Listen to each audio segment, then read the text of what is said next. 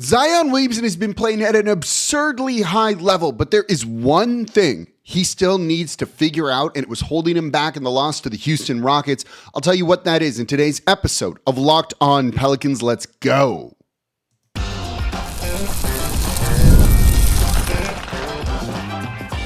You are Locked On Pelicans, your daily New Orleans Pelicans podcast, part of the Locked On Podcast Network, your team every day. Welcome to another edition of Locked On Pelicans, the daily podcast covering your favorite team, the New Orleans Pelicans and NBA, part of the Locked On Podcast Network, your team every day, available wherever you get your podcasts and available on YouTube. I'm your host, Pelicans Insider, credential member of the media, Jake Madison, at NOLA Jake on Twitter, here with y'all on this Friday after the Pelicans lose to the Houston Rockets, 109-97. Really weird game, and there's a lot I want to get to in this one, but I want to look at Zion Williamson and what was holding him back, because he had a largely non-impactful night, in my opinion. We're going to cover that in today's episode of Locked On Pelicans. Why this game shows you there's still a long way to go here in New Orleans, and why is everyone playing so many minutes? There's no need for that. We'll get into it all and a little bit more in today's episode of Locked On Pelicans. Today's episode is brought to you by FanDuel. Right now, new FanDuel customers can get $150 in bonus bets if your first $5 bet wins. And of course, thank you for making Locked On Pelicans your first listen today and every day. We're here Monday through Friday, the number one Pelicans podcast covering everything you want to know about this Pelicans team. So please subscribe wherever you get your podcasts and join over 11,000 Pelicans fans on YouTube as well. And become an everydayer. That means you listen Monday through Friday to Locked On Pelicans. So let's get into this one. Pelicans losing to the Houston Rockets here by a score of 109-97. Real rough third quarter. New Orleans went into halftime with a lead, then got outscored 33-15 in the third quarter. Yeah, it was bad. We'll get into that a little bit more in the next segment here, but I want to look at Zion Williamson. He's always going to be the biggest story around the team. 20 points on the night. On 15 shot attempts is not bad, but he was 5 of 15 in this game, 10 rebounds, 3 assists, 1 steal, 2 blocks, 4 turnovers. And it felt like he had a really weird kind of night. He just did not fully seem as engaged as we've seen him in the past. And what you could kind of see throughout the game was his frustration with the referees and with someone like Dylan Brooks, who was guarding him. You know, Brooks is known for being a very annoying player and a very physical player at that. And Zion was dealing with that physicality a lot through this one. And I think the lack of calls seemed to really get to him and seemed to really frustrate him, and it kind of took him out of the game. There were multiple times where he was complaining to the refs down on one end and just not getting back to play defense as the Houston Rockets went out and scored. You know, that's what the Dallas Mavericks traded Luka Doncic for. That was done. That's a joke. We're not going to do that because of Zion. But you could see that basically the refs impacted him. And I find that kind of interesting because he went to the free throw line 12 times. 12 times in this game. He was 10 of 12. He looked great from there, but the physicality and the no calls and things like that really seemed to lessen the impact that he could have. You know, one game after that loss to the Lakers, where he was basically the only player with a positive plus minus, he had the worst plus minus of anybody for the Pelicans in this game at minus 18. That's not great. Bruce Brown was the only other player in double digits. He was next at minus 13. No one else was in double digits. It was single digits of plus minus. So the Zion minutes were not good tonight. And one of the things that I find important is that plus minus stat of, are you winning your minutes when you're out there on the court? Is your team beating the other team for whatever reason? And a lot goes into that stat. So it's not just solely on one player, but it shows a level of impact that I've come to appreciate from a stat that I used to not particularly love in the past. And in this one, it's definitely that the refs took Zion Williamson more or less out of the game because of himself. It wasn't like he was in foul trouble, needed to sit or anything like that. It was just he wasn't getting calls and he wanted to complain, and he was sick of it. He was fed up. I don't disagree with him that he should go to the line more than he does. It was last season or the year before, honestly, we kind of do the same show every year at some point of Zion doesn't get called the way that he should get called. Zion doesn't overall get officiated the way that he should be. Guards are officiated differently than bigs. A little bit of contact on a guard will send him to the line. Big men it takes more contact than that. Zion is basically playing like a guard, but in a big man's body. So you kind of get the worst of everything there when it comes to it. It takes the more contact, but you're not going to get that with the way that you play, all those things. And so it leads to nights like this, even though he did go to the line. So I was like, let me take a look at some of the numbers kind of where Zion stands. So in this game, by the way, I want to point out that, they got to the free throw line 31.3% of their shot attempts, basically, which would grade out.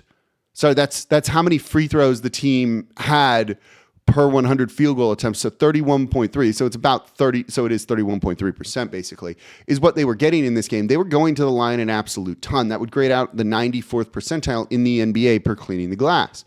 You can also check shooting fouls drawn, floor fouled percentage and one percentage. And when you look at Zion's numbers here on shooting fouls this season, he's drawing a shooting foul on 22.5% of shot attempts. If you're kind of rounding, right, it's about a quarter of the time he's going to the free throw line when he makes a shot on shot attempts. Gets the shooting foul, goes to the line. On floor fouls, which is non-shooting fouls that the player drew, basically per team play. So the 22.5% is top of the league. It's 99th percentile here. The floor fouls, how many non-shooting fouls did the player draw per team play? He's at 1.2%. That's in the 78th percentile of the league. We can look at and one percentage. What percentage of shooting fouls drawn did the player also make the shot? Zion's doing that of whenever he gets, fouled, he's making that shot 30.3% of the time. That's in the 80th percentile of the league. Like all of those things are particularly good numbers. And in this one, again, he went to the line 12 times. If you're going that much, if you are getting shooting fouls drawn like that, where it's literally one of the top rates in the league, I don't know if you need to complain that much. Does it impact you? Yeah. Do you need to just let that go and move on and play? I also think the answer to that is yes. And I know what you might be thinking, and I'm going to counter your point here in a second, right? Like, look, he probably actually does have a high, if you were going to call everything, it'd be higher than that 22.5 shooting foul percent. It would be. He gets hacked on nearly everything that he does, and they don't call that. I agree. And so your point might be, well, if there's contact and it's a foul, the ref should call it. And on one hand, you're right. But on the other hand, do you want to watch that game? Did you enjoy watching prime James Harden bait fouls and things like that, things that were shooting fouls? I didn't. No one wants to watch that. No one wants to watch a free throw contest, and games would take forever. So given that Zion's kind of at the top of the league when it comes to this, just let it be. Take the 12 trips, because that's a lot, and make them, which he has not been doing at a particularly great rate this season. He's been missing free throws pretty regularly, and that number is not particularly pretty. Just, lobby the refs when you have opportunities to, but maybe just not during plays. He's shooting 63.4% from the free throw line. That's the worst of his career. So you want to go to the line more and just basically miss him? I don't want that. Now, there's a knock-on effect of putting fouls on opponents and things like that. That's very true.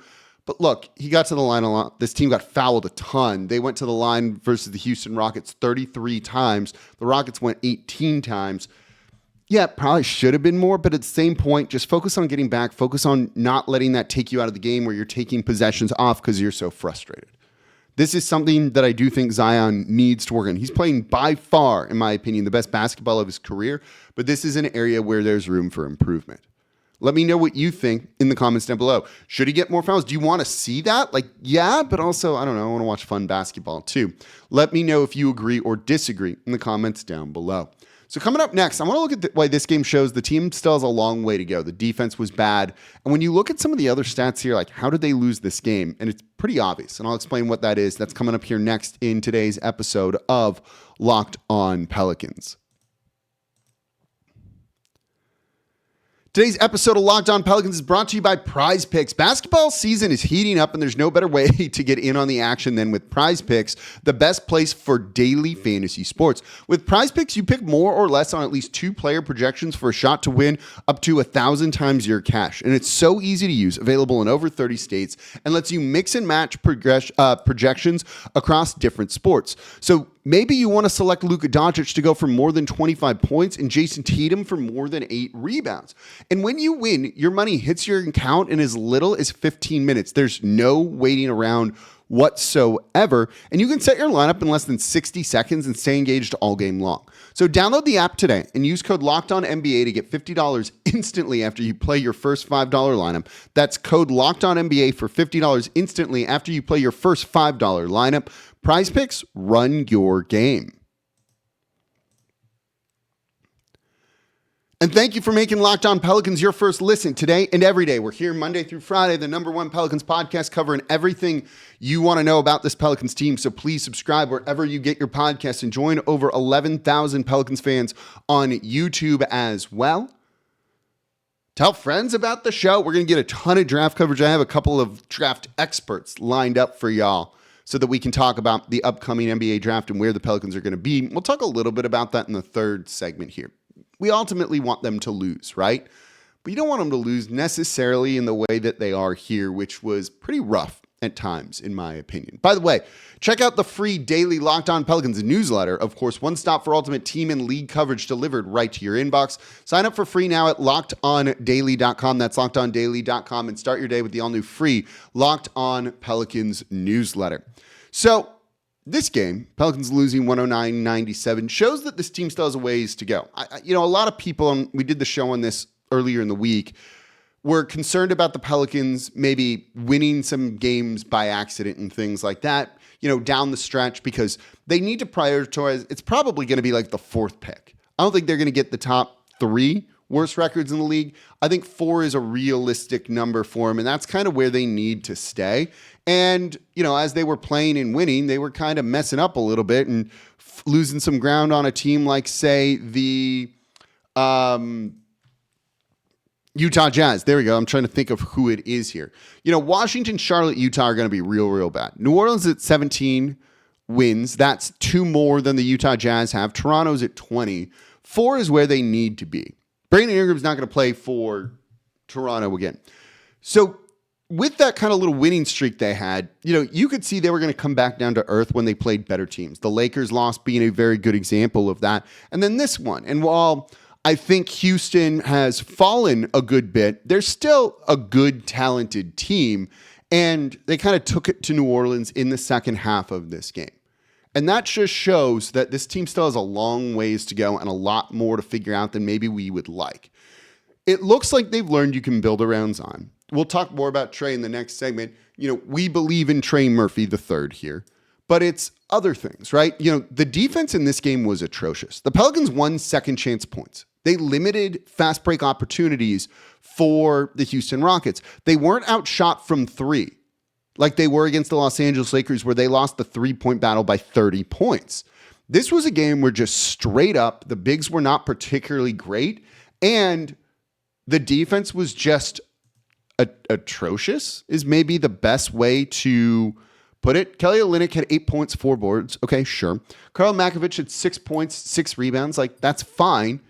Zion had a weird game for Zion. Yves Missi had 10 points in this one, but they just did not feel impactful, right? And the Pelicans, were just giving up shots at the rim at a really high rate in this one. Houston took 43% of their shot attempts at the rim in this game, and it led to them winning the points in the paint battle, even though New Orleans was taking more shots at the rim in this game. Houston outscored New Orleans in the paint 62-44. That's not a recipe for New Orleans winning a game whatsoever. And that's just basically because there was no rim protection, more or less, for New Orleans in this one. They weren't stopping dribble drives and guys attacking and getting downhill. And that really just led them to being bad, more or less. They were atrocious defensively in this. When you win all of those other stats, when you keep up with the team in terms of 3-pointers, this is a way that New Orleans wins games. They're not going to be an elite 3-point shooting team. They're not going to take as many as, 40 good looks that Willie Green wants them to take. They took in this game 27 that weren't all good. You've got to find the ways that you're going to win and lean into that. And you just didn't see it from New Orleans. They did a lot of things right and then did a whole bunch of things wrong. Defense being a big part of that.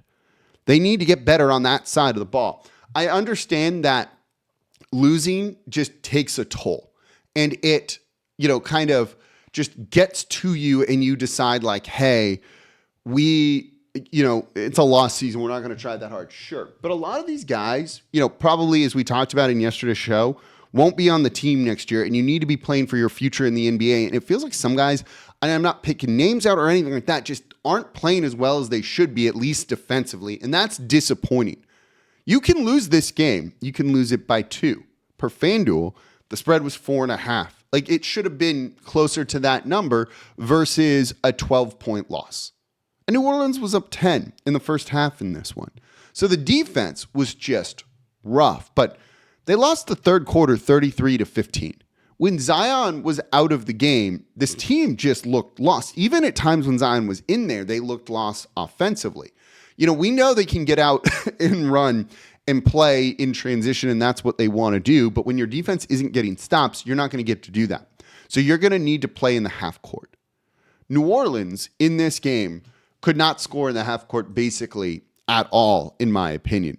Their offensive rating this year is 111.1. That's 25th in the league. It's not good.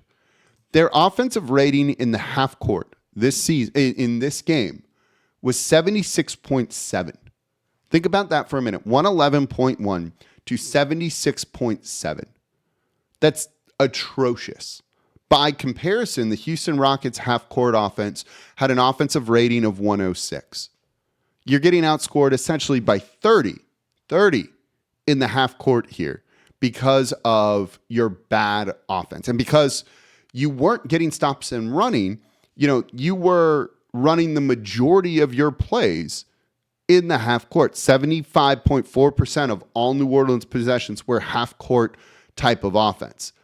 That's not going to, basically that's you playing against a set defense is essentially what that means. That's not good at all. That isn't acceptable. This is, year whatever of Willie Green, and this is where the frustrations with him come from, that you should have figured out your half-court offense by now and a way to make this work. And I get there's injuries, and you didn't really get Brandon Ingram this season. But look, you have Zion Williamson, you have CJ McCollum, you have Trey Murphy. You have Jose, who's an impactful player off of the bench. There is some talent here to go out and at least, look, you can lose. You can lose. But you got to be better than this. You've got to be better than this. And I don't love what we saw from them in that regard. If your goal is to get 43 quality 3-point shots up per game, then go and get 40 quality 3-point shots up. But you took 27 in this one. And it just shows that at times, is there any sort of, plan? And it feels like at times there isn't, right? Like this is the time to kind of figure out some sets for Zion Williamson and Trey Murphy, and it just doesn't feel like they're doing anything like that whatsoever. And so while we want them to lose, yes, we do, for tanking purposes, it is a little frustrating when you lose in this fashion. It's not that you lost, it's how you went about it and how it happened. That's literally kind of like process over results, right? And that's something that's just been constantly an issue with this team. And it's something that they, along with Zion needing to kind of figure out how to let the foul trouble go or lack of foul trouble, whatever we're saying with Zion, the lack of calls, there we go, you've got to get this stuff right. You're not going to win games against good teams when you have an offensive rating of 76 point something, 76.7 in the half court. Like that's just a bad number, and that's not something they should feel good about whatsoever. That needs to get figured out this offseason too. This is why I'm not worried about them screwing up their tank because of games like this, and you look at it and you're like, yeah, that's not going to get better anytime soon. So coming up next, why is everyone playing so many minutes in this game? Why is everyone playing so many minutes? I actually have that's not a rhetorical question. I don't have answers to it. I have an idea of what the Pelicans would say. I don't think it's a real answer. That's coming up here next in today's episode of Locked On Pelicans, and we're going to look at Trey Murphy. Today's episode of Locked On Pelicans brought to you by FanDuel, America's #1 sportsbook. When the game tips off, the NBA action is just getting started, and there's no better place to get in on it than FanDuel, America's #1 sportsbook. With FanDuel, you can place live bets throughout the game, so even if you miss the opening tip-off or want to bet on a fourth quarter comeback, you can stay in on the action. And if you're looking for a bigger payout, you can even combine your live bets into a same-game parlay. I love using FanDuel's live betting feature because it keeps every moment of the game exciting. Whether you're backing your team for a late game rally or picking a player to hit a clutch three, you're never going to feel like you missed your chance. Plus, the app is super easy to use, and when you win, you get paid instantly. If you took the Houston Rockets -4.5 in this one, you'd have a big win right now. So right now, new FanDuel customers can get $150 in bonus bets if your first $5 bet wins. Just visit FanDuel.com to join today. That's FanDuel.com for your shot at $150 in bonus bets. Make every moment more with FanDuel, the official sports betting partner of the NBA. And thank you for making Locked On Pelicans your first listen today and every day. We're here Monday through Friday, the #1 Pelicans podcast, covering everything you want to know about this Pelicans team. So please subscribe wherever you get your podcasts and join over 11,000 Pelicans fans on YouTube as well.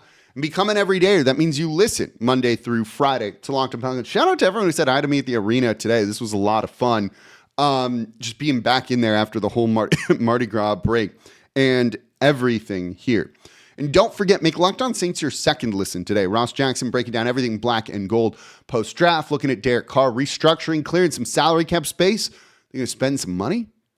He's got it covered over the Locked On Saints podcast, part of the Locked On Podcast Network, your team every day. So wrap up talking about two things here. I want to look at this one. I'm going to throw some numbers out at you. 32:18. 38:51. 33:46. You know what those numbers are? Those are the number of minutes played by Zion Williamson, Trey Murphy, and CJ McCollum. Zion Williamson played a shade over 32 minutes. Trey Murphy played almost 39 minutes. And CJ McCollum played almost 34 minutes. At this late in the season, why are these guys playing so many minutes? One, we've seen Zion on that minutes restriction be significantly better with fewer minutes played right now. And look, if you're trying to kind of stealth tank, ethically tank in a sense, you can do that. I think you should do that. You don't need to play these guys that many minutes to try and win a game when you had a 15-point third quarter, and at that point, you should just kind of pack it up, in my opinion. You know, we know Trey is going to be good, and we'll talk about him here. He was 9 of 15 for 26 points. He doesn't need to prove anything else here. Like, he's kind of answered all of these questions that you would have about him this season. You know, CJ, as an aging vet, doesn't need to be playing almost 34 minutes in a loss in a game that you were down pretty significantly at some point, even if you made the final score at the end look good. They were down 17. At a certain point, just let it be, right? Look at what just happened to Kyrie Irving in Dallas. And the Mavs would say otherwise, but we kind of know the truth on this. That injury, the ACL tear he just had happen, definitely impacted by him playing the most minutes in the NBA since the Luka Doncic trade. You can go back here to New Orleans to the DeMarcus Cousins injury. You know, he was playing more minutes than he had ever had before in the lead up to that injury. We don't know for sure on either of these, but, you know, that likely played a factor into it.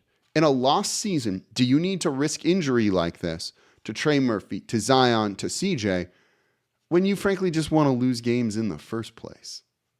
There's no reason these guys should be playing that many minutes right now. Look, I want to see him play well. I'd like to see it at home so we can see it in person, certainly.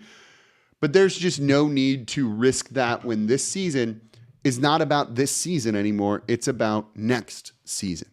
And that's something that I think the team really needs to do. Look, what if you'd accidentally come back and won this game? And while, again, we want to see them win on occasion, you don't want to see them lose the remaining games. You don't want to get that fifth pick. You want to get the fourth pick. That's kind of what it at least needs to be. And this keeps them kind of in the running for even a top 3 pick here. That's something to kind of keep in mind. But the injury part, you can at least kind of disguise it with that, other than doing like what the Utah Jazz are doing, which is just blatant outright tanking that should be punished, hopefully, by the basketball gods this season, right? Like, the fact that Larry Markkinen has only played 43 games is just ridiculous, in my opinion, when it comes to this sort of thing. So, yeah, like, come on. There's no need for that. I don't want to risk the injury. That would be something that would be very, very concerning for me here. In this game, you also saw a real big first half in particular, from Trey Murphy III, who came out looking aggressive. I loved what we saw from him here. He kind of realized Zion early on was just, not having it in this game and decided to be aggressive, making his three-pointers, coming out and dunking on people and just attacking and being more aggressive than we've ever seen from him. He's been someone who's been frustrated by refs this season. You can visibly see that on him. And it's true. He's someone who isn't probably drawing like a high amount of fouls as much as you'd like. He's in the 70th percentile when it comes to shooting fouls drawn. So that's 11.6%. It's better kind of getting fouled, on non-shooting fouls. So he's added strength. He's finishing through contact better. His free throw numbers, are up this year because of that, but he's not getting respected by the referees, and it's frustrated him. You've seen that multiple times. But in this game, rather than kind of focus on the refs, he was just demonstrative out there on the court. I like that version of him. Kind of channel that anger, that rage, whatever it might be, and put it into attacking the basket. Put it into playing harder and dunking so hard over somebody that there's nothing that they could even possibly do about it. And you saw that from Trey in this one. After that dunk in the first quarter, when he hung on the rim with one arm and then kind of the Rockets called the timeout, he kind of bounced back to the bench with a good bit of swag there. That's what you want to see from him. That is a really aggressive type of Trey Murphy. That fueled him fighting for rebounds at a better rate than we usually see from him. That's the type of Trey Murphy that I really want to see more of, and I'm glad we saw it in this game because we know he's capable of that, particularly with the rebounding. You could really use him getting out there and helping in that regard a little bit more than what he's done before. And if it just takes being frustrated with the refs, put it in there. Imagine if Zion kind of channeled that a little bit better. New Orleans could have won this game. We might not have wanted it, but maybe they just lose by 2, and that's what we want to see. That is how you don't end up with a 15-point quarter. So it's weird rooting for losses, but also wanting them to do well. It's just a weird dichotomy here that is kind of going on this Pelican season. But let me know what you think about it in the comments down below. What did you think of Trey Murphy III in this game? Let me know. All right, that's going to do it for this episode of Locked On Pelicans. As always, I'm your host, Jake Madison, at NOLA Jake on Twitter. A whole bunch of games this weekend for New Orleans and everything. We're going to cover it all, and we'll be back on Monday recapping everything. This is the Locked On Pelicans podcast, part of the Locked On Podcast Network, your team every day, and I'll see y'all next time.